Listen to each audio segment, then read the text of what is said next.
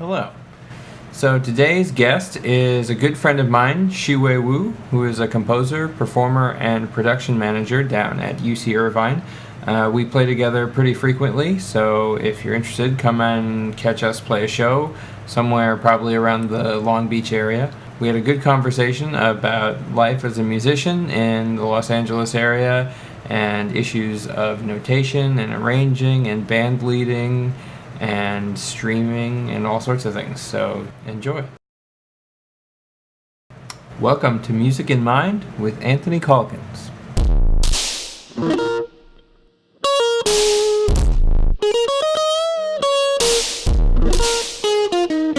Hello.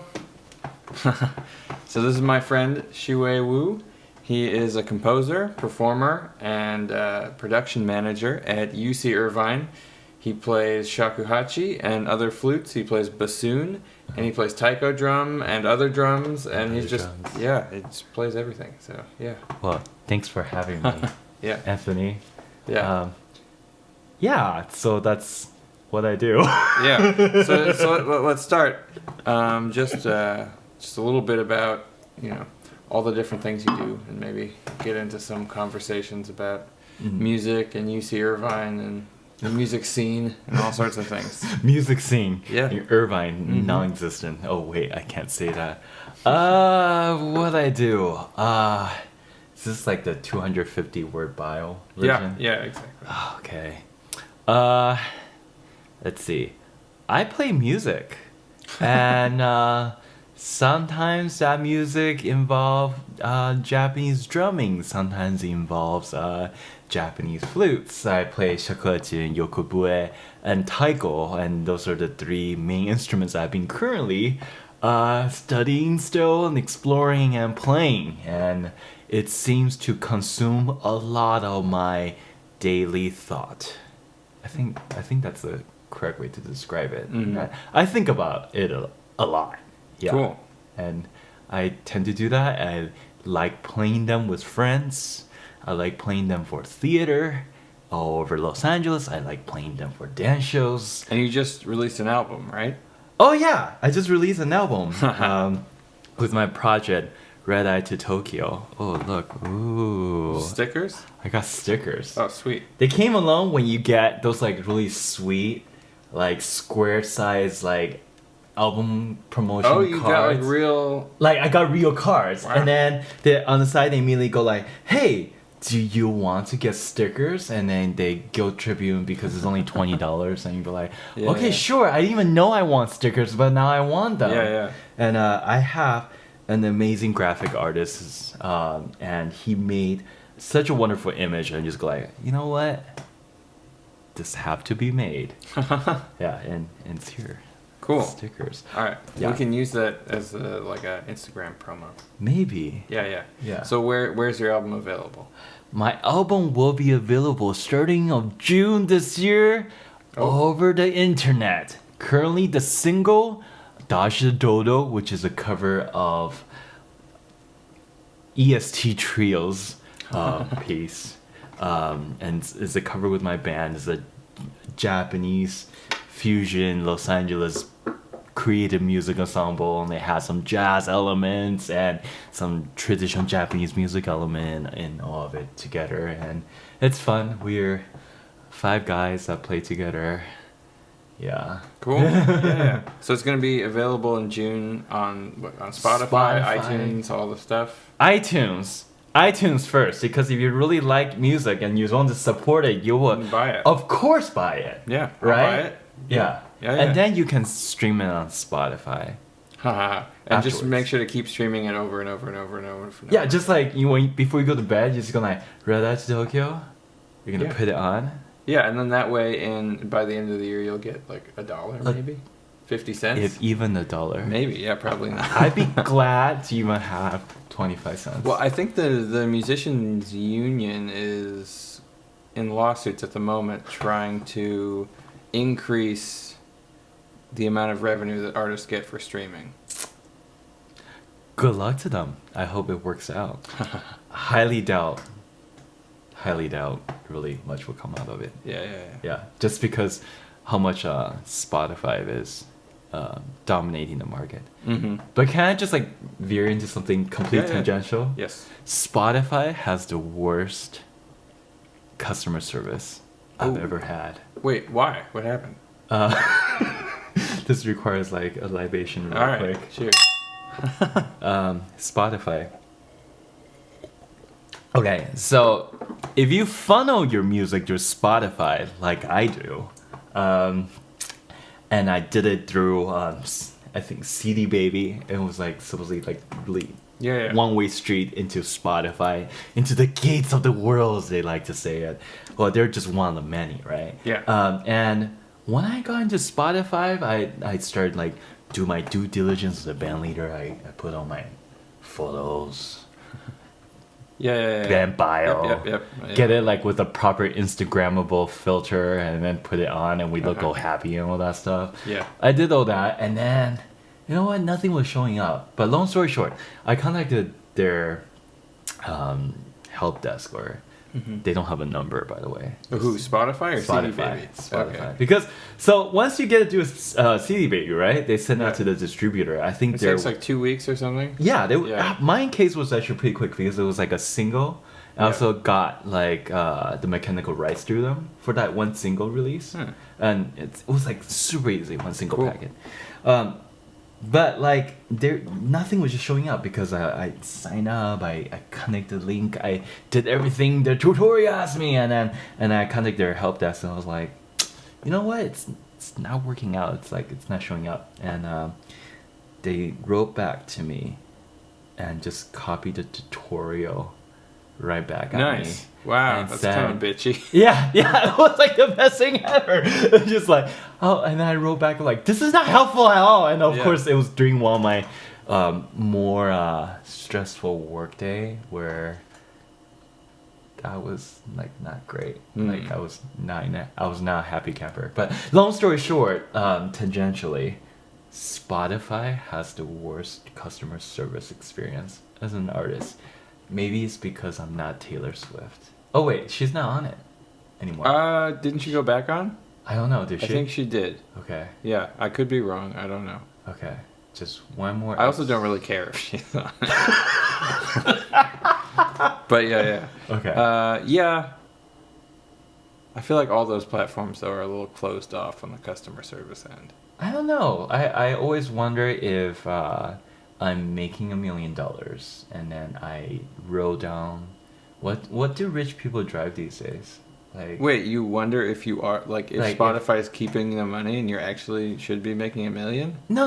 Like I'm wondering if I'm like a really really cool artist. Yeah. Like, I don't know. I only know obscure people, but like if I'm like Jason Mraz, like would they roll down? Like would they suddenly I email them I see. Yeah. I'm sure, of course. Yeah. Then suddenly like boom. Here's this like very because nice email. if you're making enough money, then you'll have management companies and stuff that will talk to people at Spotify for you. Oh yeah, totally. You don't have to send a customer service email or anything like that. So customer service email is for the poor. Yeah, so I decided. It's for not important people. Oh man. But I usually I'm usually one of those people who's like very creepy. My husband hates this when I do it. I address my servers by their first name. Oh no! Wait, why do you do that? And he was like, they think they're human beings now. They'll be like, but that's why they're wearing name I'm sure tag. that they know that they're human beings. Really though? Yeah. Okay, wait. This is the off-topic episode, I think, for you. That's fine. Yeah. Okay. There's no topics. It's just no whatever, topic? man. Okay. Yeah. Spotify. Not great for customer service. I don't know. I mean, it's not great for a lot of things. I don't really use Spotify. So I try to share my music. So one of the things I came to learn as I being a band leader for the first time, with actually a product that's I'm not sure it's commercially viable, but it is out there. I had a small debate within myself on what actually to share, because when I was just promoting the single, I was thinking, oh, you know what? I'll just send out the iTunes link, right? That seems to be like the easy way to go.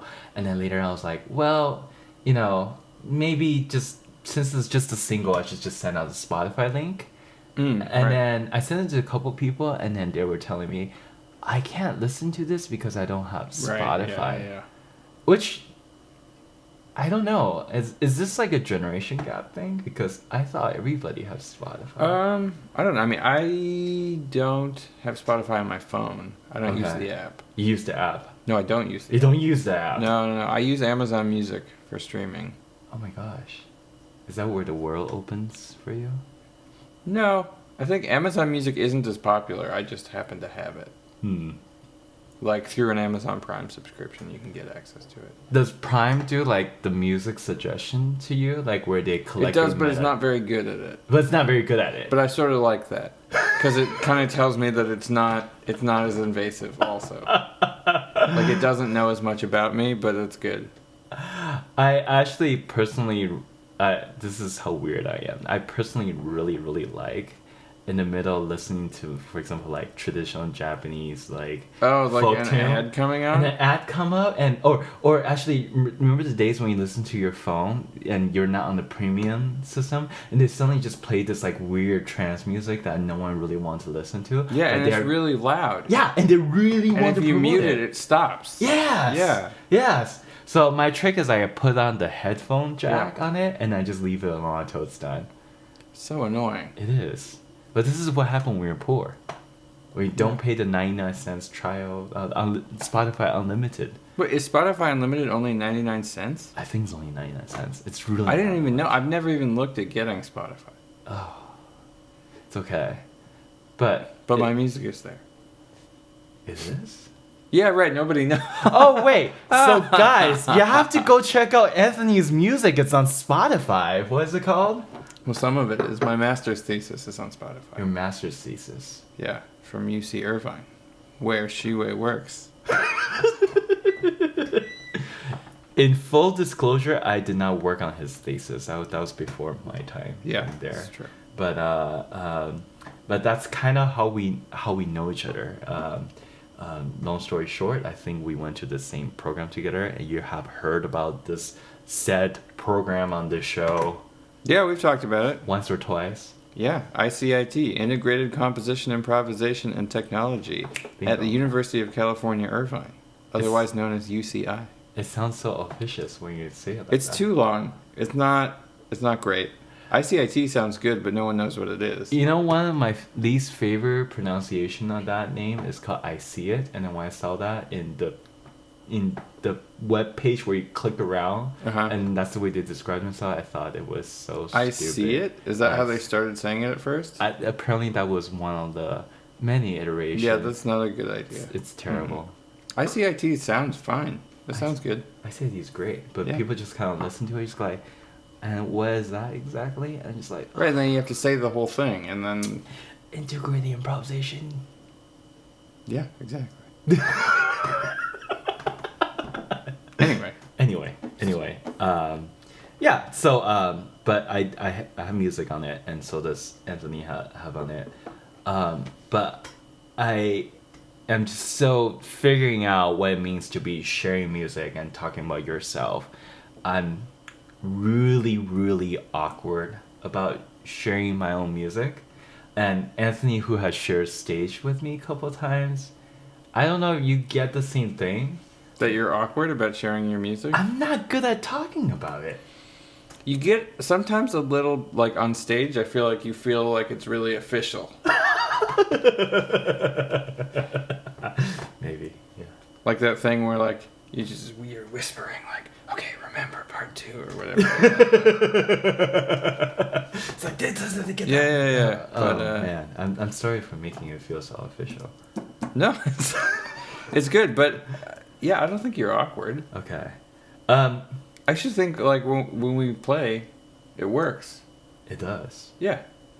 So It's easy. There's no problems. Long story short, I came from classical tradition, right? Yep. So I started in band and orchestra. Not very interesting. Bassoon? But yeah, I did bassoon and clarinet. In high school? Yeah.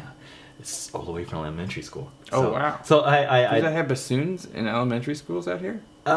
Middle school. That's when I started. Bassoon. Middle school is when I started bassoon. Yeah. That's crazy. Yeah, I mean we had. Oh, wait a minute. Yeah. Yes, that makes sense. Yeah. You start that because you play that for concert band. Yeah. Usually is tenor sax for me. Oh really? Yeah. Oh my gosh, how fun. Usually they pick like the clarinet player who are like kind of squeaky because we have really loud sound, and they would put us on the bassoon, and I was squeaky number 1. Yeah. Along with my other friend who's squeaky number 2. So why bassoon and not oboe? Because it wasn't offered to me. Oh, okay.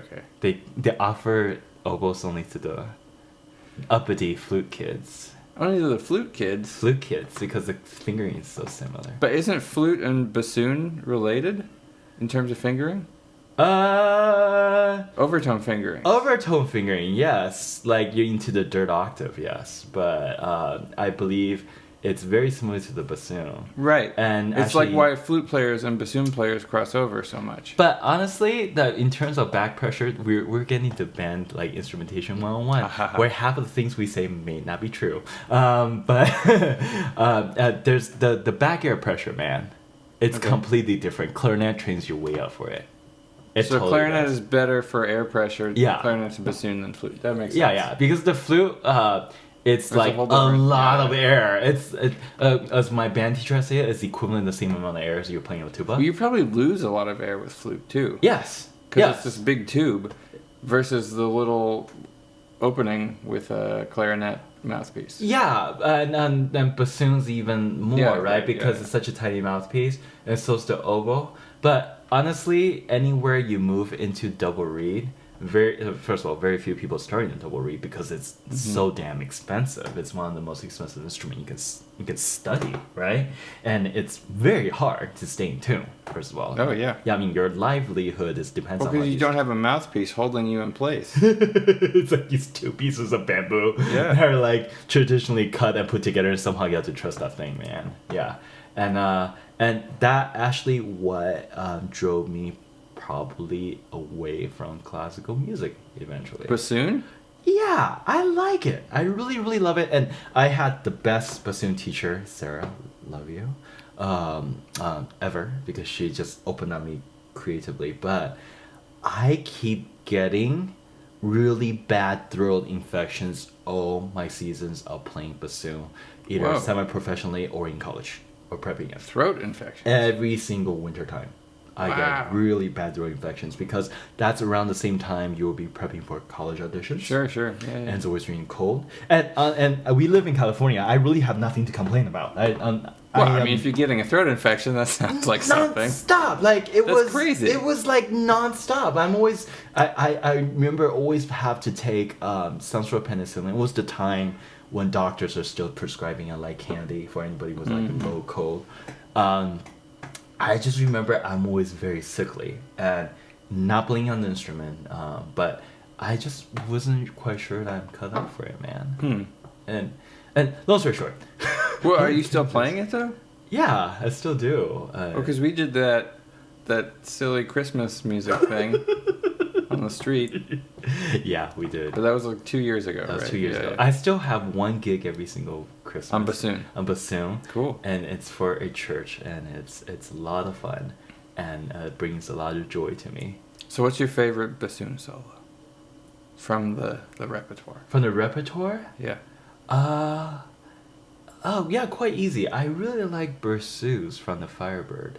Yeah, me too. That's my favorite. Because I love well, first of all, because I think for me playing music it's very impressionistic with somebody. Everything I do in music, it's actually I'd always credit to one person. And what really made me fall in love with bassoon is hearing my bassoon teacher, who's an amazing bassoonist now. Now he lives in Brooklyn. She played it for me.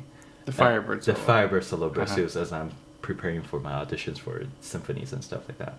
And I thought, man, that's the shit. Like, it's so pretty. It's so like it's a pretty small range. Yeah. So like it's simple but also a little weird. And it has this like beautiful leap of like I think it's like a 13th leap or something like that. It's like again, memory foggy, sorry, bassoonist. But it's extremely divine, and I still remember when Sarah showed it to me. I just like, wow, I didn't know this instrument could sound like this. Yeah, it's so pretty. It's gorgeous, and It's not what you think of when you first hear a bassoon in middle school, and you like. You just think it's this kind of like goofy sounding. It's like almost a joke instrument at first, yeah, and then you learn it has this whole other lyrical quality. I think Yeah. I think I think that lyric quality was so developed by the way Tchaikovsky has written it. Yeah, Just for sure. you know, his symphony, the way he features the bassoons and everything, and then it got translated really into great Russian repertoire. And Tchaikovsky has a lot of low solos for the bassoon. Yeah. Low lyrical solos, which is interesting. And it's so Because that really does repurpose the low end, which is that like goofy sounding thing, and like make it much more, I guess, serious. I don't know. it's like between a character actor, or now it's become this fully fledged instrument, the bassoon. Yeah. Well, its role in Peter and the Wolf is pretty silly. You ever play that one? Yeah. I think you can't get away from not playing the Peter and Wolf solo when you're doing so, because when you're doing like classical gig, a lot of time you have, at least during my time, the popular thing is going around to school and talk about the character, and that's part of your funding pie on how you get through school without going to loads of debt as a classical musician. Yeah. Well, I have plenty of debt, so Yeah, it's okay. Well, I don't know. So good for you, Anthony. It's I mean, stress is good. But long story short, I think I came from this like very serious, like where you never talk about what you just did on stage, to like when you perform as a classical bassoonist, like where you're just part of this orchestra number of 75, right? Right. 75, 65, or 102. Yep. I'm just throwing random numbers. You don't really get to talk about what you just did, right? Like you finish your burials, like you don't get to say that, hey, this guy literally just got his head chopped off, did you enjoy that?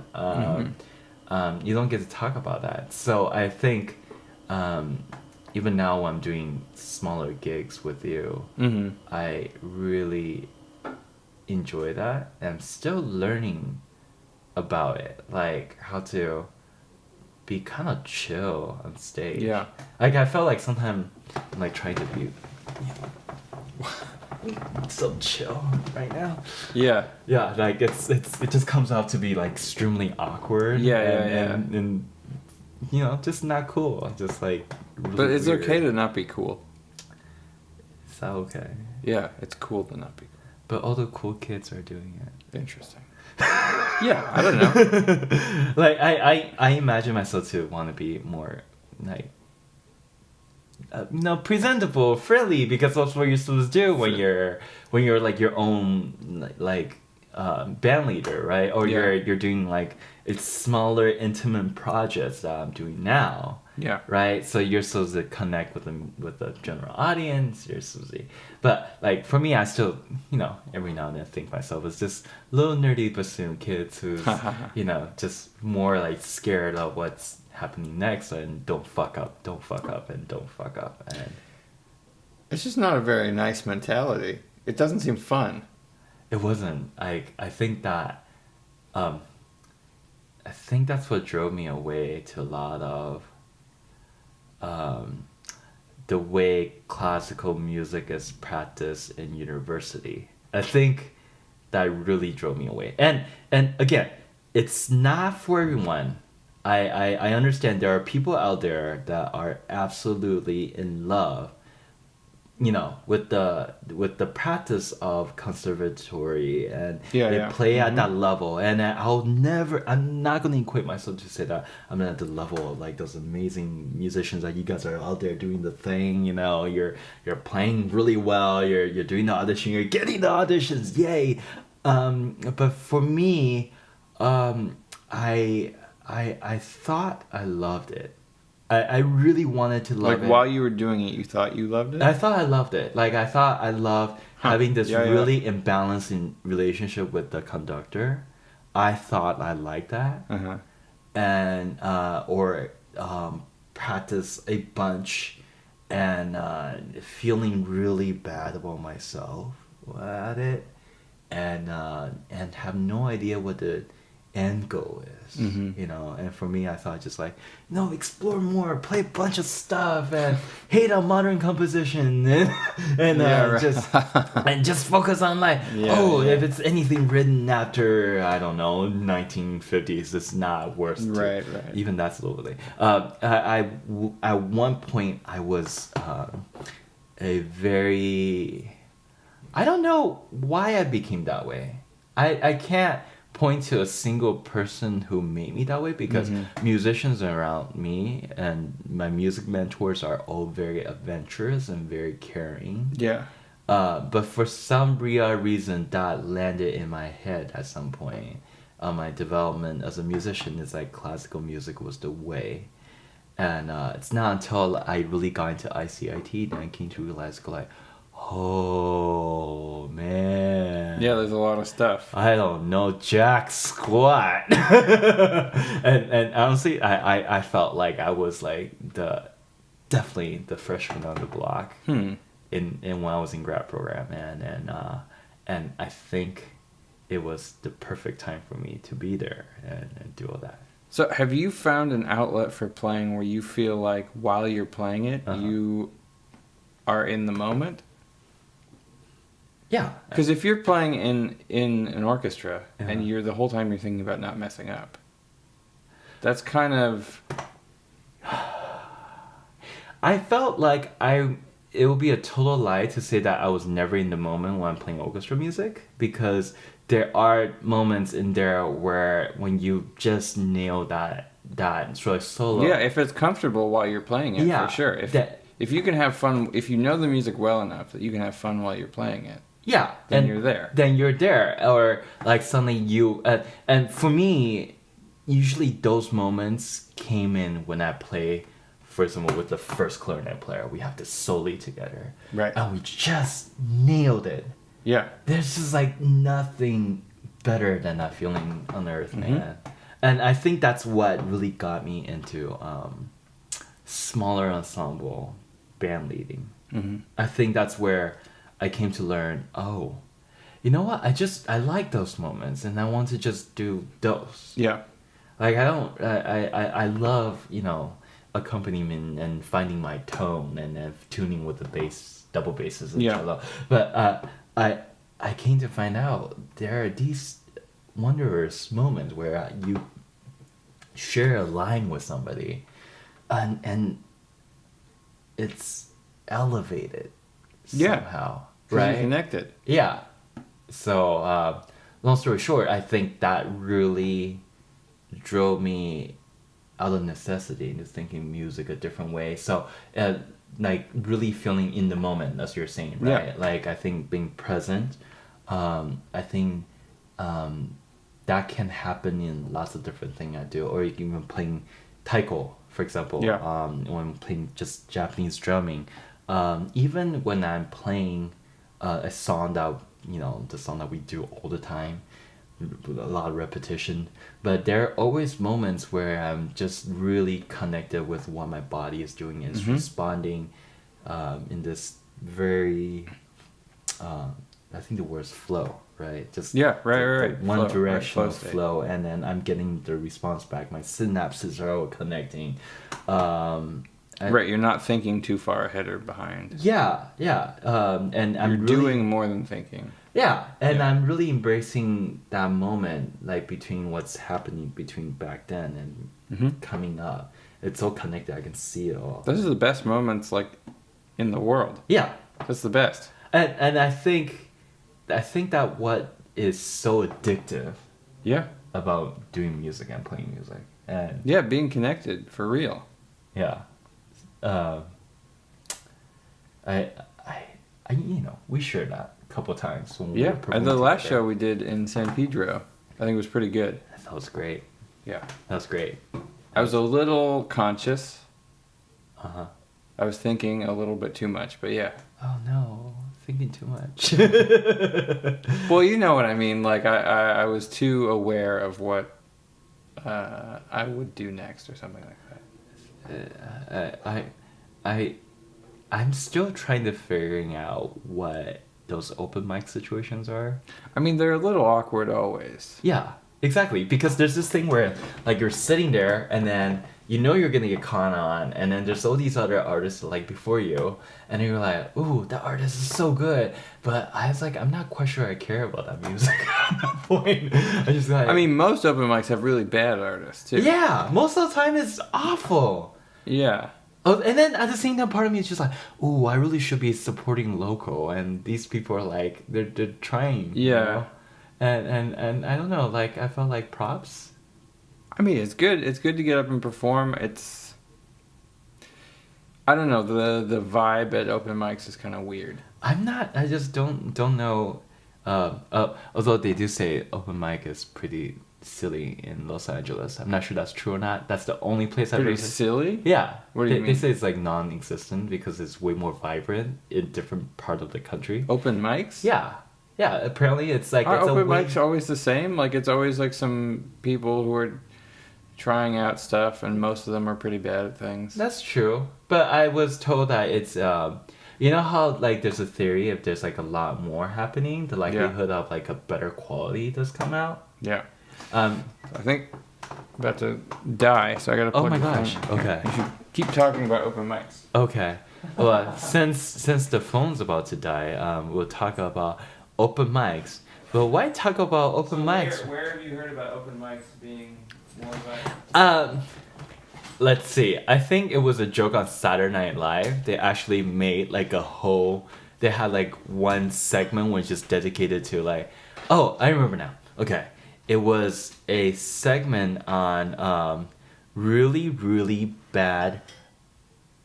Not radio story podcast. It's like the score is called the award show is called The Potty or something like that, and they're rewarding really terrible made up podcasts. And then I think one of the podcasts they talk about is like they're reviewing open mic scenes in Los Angeles, and it was like the butt end of the joke. Yeah. So yeah, it made it onto national TV, man. So it's a well known fact that open mic is bad in Los Angeles. Yeah. If it's not Saturday Night Live, it's truth. Oh man. Alright. So this is the part of the day where we say we're experiencing technical difficulties. It's true. That's not so bad. I just should have done this before. Oh man, should have, would have. Yeah. Oh, the things I could have, the jars I could fill up with such things. Yeah, okay. So, that diversion kind of threw me off. Okay. What were we talking about? We're talking about those Open moments. mics. We're talking Open about mics. playing together, flow state. Okay. So I think, I think playing with you was one of the few times where, I don't know. I think it may have come from the fact that we came from the same program, and I know you understand why I say that. Hey, let's just go for it. Yeah. And you know, I'm pretty sure a lot of people have one or two acquaintances that you could kind of do that. Yeah. But because you and I actually never really played together until we started doing these like weird wonky open mics around Long Beach. I believe the first one we did together was the gallery. Yeah, I think so. Yep. And then no, before that was the Christmas gig. where we busk on the street playing Christmas tune at 2nd Street. By the way, 2nd Street people are very, very cheap. There is I think we barely made $2. This is 2nd Street, Belmont Shore, Long Beach, California. You're cheap. You're cheap. You're cheap, man. I earned. It's not just any 2nd Street. Most 2nd Streets are great. Yeah, but that 2nd Street is. I mean, I earned way more when I was. I mean, we were also playing outside of a Rite Aid. Yeah, It's a little lame. Yeah. But that Rite Aid has such beautiful murals. It has like a mural of like oceans and Does and, it? Yeah, it had On the like outside? a whole sail. Yeah, right outside, man. Oh, you're right. It does. Yeah. we're just lucky that they turned out the classical music that they usually have played on in the background. So we were lucky in a way. There's somewhere else around here that like blasts classical music. Oh, there's a 7-Eleven. Well, you know what I'm talking about? Yeah, on Pine. 7-Eleven. On Pine Street. It's like the main drag in Long Beach. So you know where you can get wonderful free classical music enjoyment? 7-Elevens. But why? So, it doesn't. It's totally like inappropriate. Yeah. But I was told that it's a tactic that they get rid of the people who dwell. What do you call them? Like. Loitering. Loiters. Yeah. So they get rid of the loiters that way. Yeah. Isn't that great? Weaponized classical music. Yeah, I didn't even realize it could be scary beyond people who play classical music. Yeah. I thought it's only scary for those of us who are like not so good at it, but did it for a while. It's so weird. Everyone's walking by because it's kind of loud. Yeah, it's like totally weaponized it, and I don't know. It's not unpleasant to me though. I'm not mad. I'm just like, this is weird. Yeah, but it's kind of nice also. It wouldn't make me go away.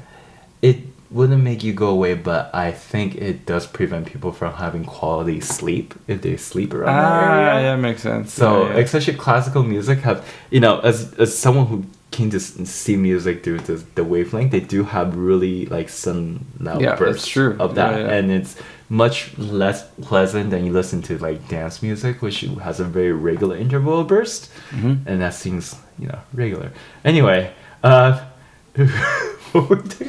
yeah, open mics in Long Beach, I think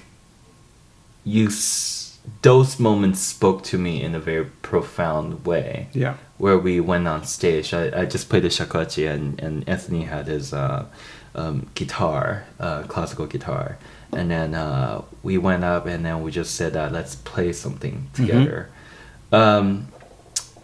I don't know. I don't remember. Maybe I said something about like don't do any weird keys because my flute is only D pentatonic.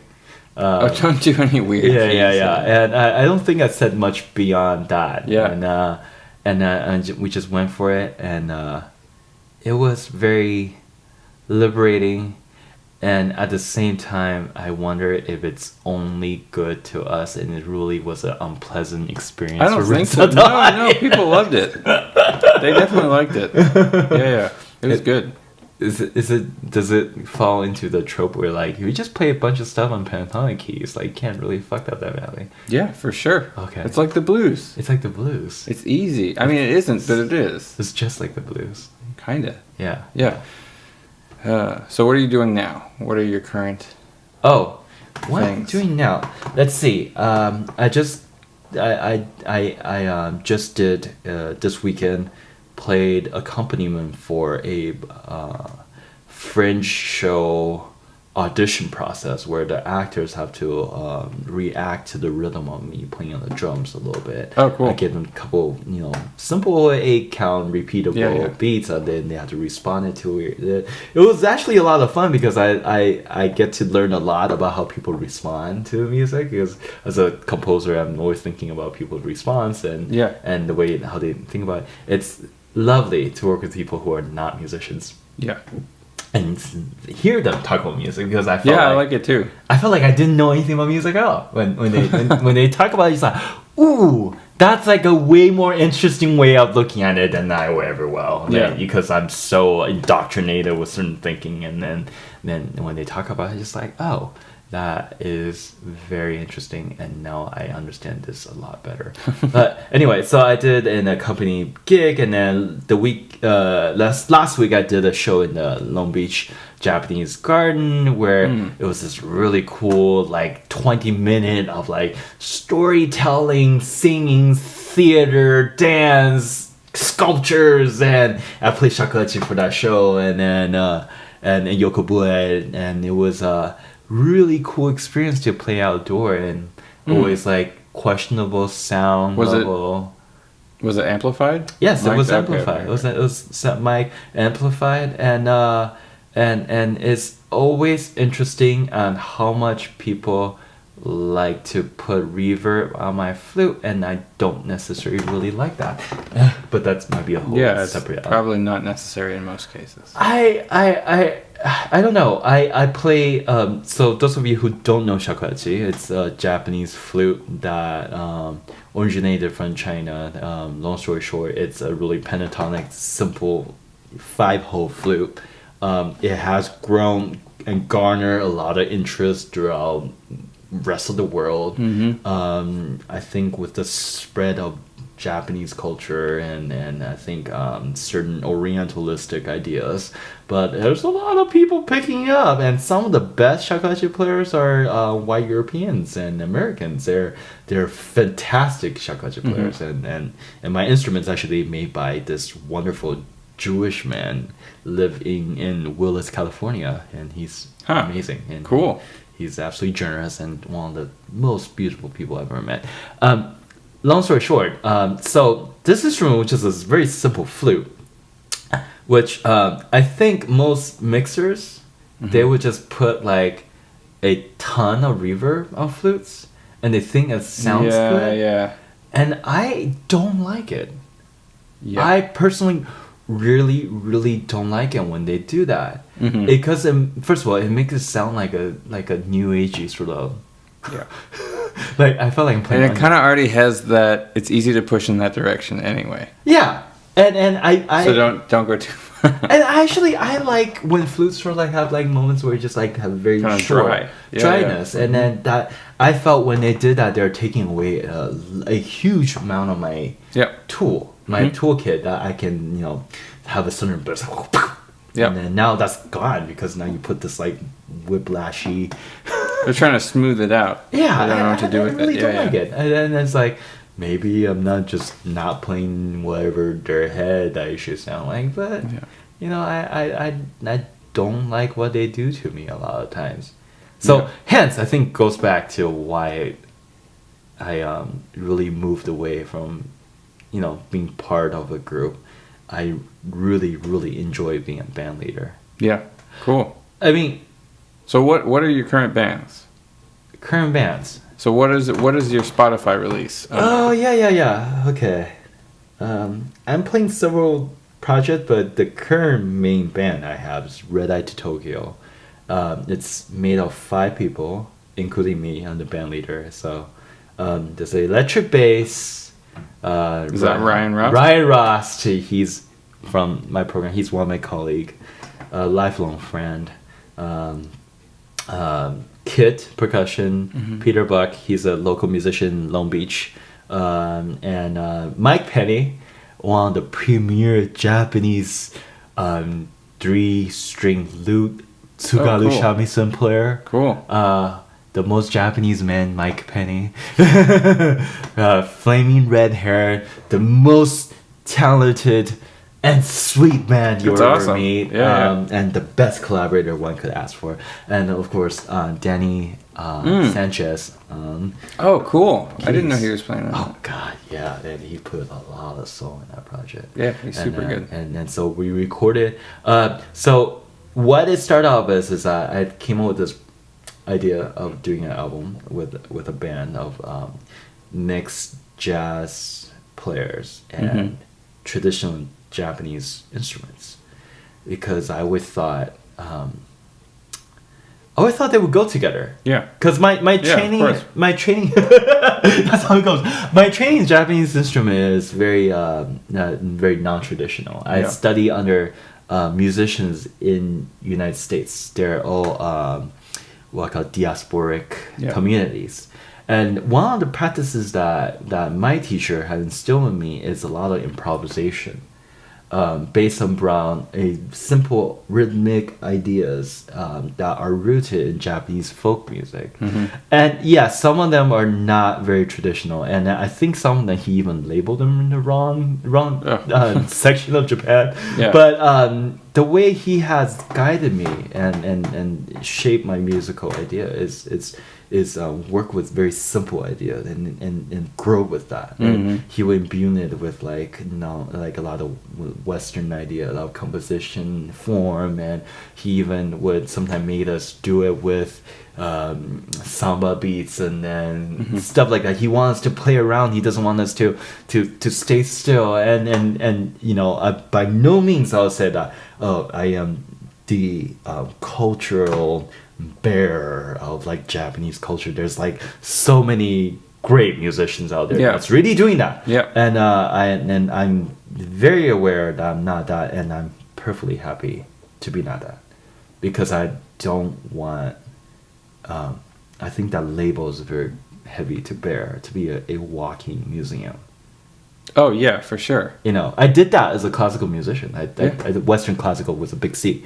I did that, and then I never got enjoyment out of it. And not that I didn't. Yeah, I probably did at some point, but later on, it's not for me anymore. Yeah. And I'm not Japanese American. I'm not Japanese at all. But I did grow up with a lot of Japanese cultural influence from being born in Taiwan, with Japanese speaking TV show being played around, or even our schooling system is inspired by Japanese schooling system. And it's like Is Japanese media really popular in Taiwan? Oh yeah, we grew up watching anime, and they're usually non-dubbed, so you have to pick up Japanese either way. That's like the whole So when thing. you watch TV in Taiwan, there's a lot of programming that's in Japanese. Yeah, Japanese, Mandarin Chinese, and even and Taiwanese, right? So and English, right? So these four big things are like constantly rotating around my life. So people always wonder, like, so you already played Japanese instrument, you've been to Japan, right? I didn't, and it's this whole thing, and you know, it gets complicated. But long story short, I think the practice of improvisation, right, and the way it was taught here in Los Angeles and through my teacher, Reverend Tom Kodai, really gave birth to the idea of this band. Red Eye to Tokyo, is that how can we take that moments of the life, raw energy of folk music tradition, and combine with I think jazz is a folk music too. To me, jazz is American folk music. As the way I was taught by Kay Akagi. Right, He always says that the most jazz is American music. And then that's the last thing he imparted on us from jazz theory, which I did not so well in. I was not very good at it. You were in it, or you? I took. No. I TA'd it. No, I totally failed it. You failed it. I passed it, but like not in flying colors. Like just not at all. I was not. I memorized my skill set. I know one. I know how to spell it out. At one point, I forgot all of it. I'm so sorry, Kay. I forgot a lot of it by now, but that's where I learned to appreciate, and I just fell in love. I mean, I just remember sitting in ICIT classes, and then with like 3 other guys who are in my program. They're all jazz based, and I don't know a single thing they're talking about. And I just remember thinking like, man, these guys are wizards. Like they're crazy. Like the undergraduate jazz students. No, the grad students I was in ICIT was Ryan, Ross, Martin, Gaval, and then what's his name? Is Martin a big jazz guy? He's a percussionist. He does jazz, and he also does. I think he also does like classical. Like he can read classical score. He also reads. He's a creative musician. He's just like all sort, right? And I'm the only one who showed up like with like wooden quintet scores, and then music written for like non-Western ensemble. Like my grad school application was like me playing the Chinese xiao, which is a Chinese flute, and then. But the whole music is written in Western score. Like it's. I had like a jazz singer. Yeah. So I came from this like a very weird relationship started creeping into other music world. It's still very classical music based. It was very scory. It was very. But you still make scores. You know what? My score practicing is different now. It's becoming very much like a lead sheet. Well, yeah. I mean, there's something a little bit weird about the the practice of trying to force non-Western types of music into Western scores. Yeah. It never feels good. No, It always feels a little like, ugh, this kind of sucks. Yeah, and then I was wondering because I came from recently to the other side of the argument where like, okay, so for example, if I'm sitting through a Irish jam, an Irish music jam, or Americana bluegrass jam, so you are supposed to just listen to music and you learn from going to the jam over and over again. And you listen to it and remembering, and you can come in and show up with your acts and you play, right? So that's sort of like the natural way. Yeah. But for me, if you could notate them down, and that's one of the tools for you to understanding a tradition, you should use it. Oh, for sure. You have to use it because that's one of the ways you understand certain music. And honestly, you're gonna make mistakes, and you'll be like, hey, that's not quite cutting because that's not the way we cut this rhythm, or that's not the way we really feel this, right? Yeah. So there's so much limitation to rhythm music, but it's just a symbology anyway. I mean, rhythm music in itself means nothing. Well, but it's also, I don't feel super limited by notation if I'm writing a string quartet. Yeah. I feel like I can force the notation to do what I want it to do, and it will represent pretty accurately what I want it to do. Yeah. It's a lot different if I'm trying to notate like a shakuhachi improvisation. I feel like the notation is not doing what I want it to do. Oh God, that's a whole conversation in terms of notating shakuhachi. Well, because Ko Umezaki, mentor and professor at UC Irvine, he had me notate an improvisation with shakuhachi, koto, and clarinet. And I just never felt like, I feel like I did a pretty decent job notating it because they were able to perform it and it was pretty true to the original. But I felt like I was fighting the notation, and the notation was not representing what I wanted it to represent in an elegant way. Like, do you think it wasn't encapsulating all the information? Well, so part of it is there's a thing where they're all sort of playing the same thing, but it's just a little bit offset. Yeah. And it isn't offset by some normal rhythmic amount. Yeah. It's not, they're not playing a canon. No. They're playing a line. It's not quite heterophony. Right. It's a form of it where it is playing one single line, right? Right. And then they just kind of land. Yeah. And even the downbeats, they're not quite together, but it's like, bum bum kind of a thing. Yeah. And so writing it like that becomes really complicated. Oh. To the point where it's misleading. Yeah. Because it isn't some crazy neo-complexity thing at all. It's not, they're not thinking these insane tuplets of 7 against 11 and all that kind of stuff. Because the premise is wrong now. That's what I'm saying. Yeah. So the notation is either inaccurate if I have them all land together. And so then the notation is misleading them. Or the notation is accurate and it's misleading them in a different way because it's suggesting a type of playing and thinking that is wrong. I see.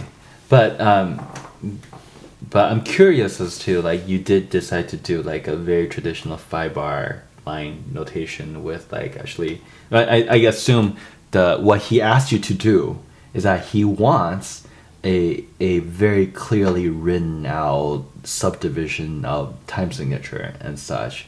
Well, you could have chosen not to include those. You could have do proportional score. I mean, I kind of split the difference. Yeah. So there aren't crazy tuplets in it, but sometimes things aren't aligned perfectly. Yeah, and you wanted to get that really written out clearly. Right. Or things with like grace notes. Like blah, blah, blah, blah, blah, blah, something like that, where it's like a kind of complicated rhythm that isn't hard to play. Yeah. But if you write it out accurately, it looks really scary. But I guess where it comes from, like, I wonder, because my notation practice has changed a lot. As I was Yeah, saying yeah. earlier, it came from like written out completely everything's happening, which is sounds like what your not assignment is. What is it called? Your commission. Okay, your commission is asking you to do. Yeah, As opposed to now, I really write just one single line Yeah. out, and then say that okay, run with it, Mm-hmm. and then Yeah, like lead sheet stuff. Yeah. So you'd be like, come do sort of like that, which is not what you're asking to do, not what you were asked to do. Yeah, I mean, a lead sheet would be great if everybody's sort of playing the same thing in their minds in their own way. Then a lead sheet makes a lot more sense. Yeah, and I think that's where the players can add all the things. So essentially, right, I came to learn what is my personal goal with the notation. Mm-hmm. Right? Is it just to capture the essence of what some of the information, or Yeah. how much information I really want to capture, Yeah. right? And that took me a long time to figure out how much I really want, and how much the musicians I'm working with needs. Mm-hmm. And it's completely different, depends on who you're working with. But in your case, we're working with Ko, and was this for the piano the piano forte? Yeah. group? So what he had me do originally was transcribe by ear the original improvisation, Yeah. which was clarinet, shakuhachi, and koto, Mm-hmm. and then take that and transcribe it or rearrange it for piano and shakuhachi. Yeah. Yeah. Yeah. So I remember that piece because I produced a concert. Yeah. Yeah, Mhm. I produced that one concert, and it was beautiful. By the way, your work was wonderful. So I and then at that instance, you were working with Ko, who's one of the original improviser on the piece, but you were also working. Oh, with, he wasn't. He wasn't the original No. improviser on the piece. It was Tony Scott on clarinet, and I don't remember the other players, but it wasn't. It wasn't. Oh Ko. my gosh! Okay, I totally misunderstood. Okay, then I believe the pianist, she was actually a complete reader. I don't think she improvised. No. It was. I wrote out the part trying to Yeah, but convey what it should mean. I think you had to do that because she doesn't improvise. Right. Yeah, because she's a complete reader. That's why you Mm-hmm. you have to really read out all the information to process in a way. Because I mean, what am I saying? Just like I think, notation really points down to what your audience is and who's getting. Yeah, who's of course. reading You're it. right. It's What useful. you want to communicate. Yeah. And I think that's where it's sort of like rubber meets the road, and whether you want to work with musicians who are still like that regularly or not. Yeah. Yeah, I mean, and I'm happy to work with anybody. I'm starting to not really working with those musicians. At Oh, all. really? Last time I did a reading gig was last Wednesday. But what if you had to write something? See, I haven't written so much for like that version for anybody in a long time. Well, first of all, I didn't get paid to do it, so that's not the gig. But if someone commissioned you to write a piece for flute and bassoon, you know what? I think I might write something like the way I'm writing now and give it to them and see what happens. Because I want to say that, like, you know, yes, you came to me for music, but now I want to see what you could do.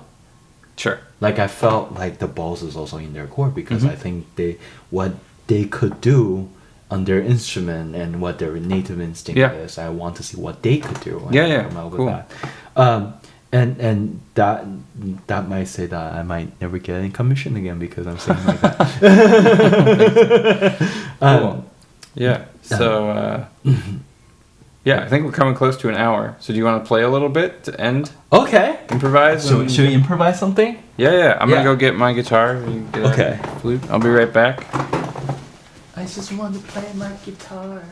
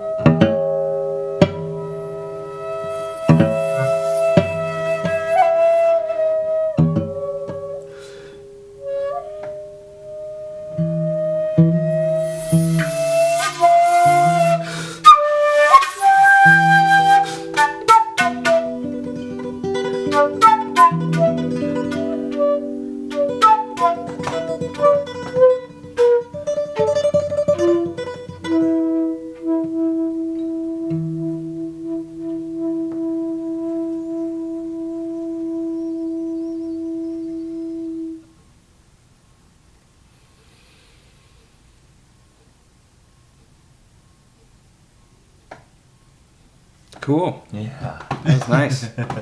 All right, cool. Well, thanks so much for coming on. Thank you for having me. Yeah, this is Shih-Wei Wu. And yeah, I'll have links to his music and yeah, whatever. Check it out. Yeah. All right, see ya. See you.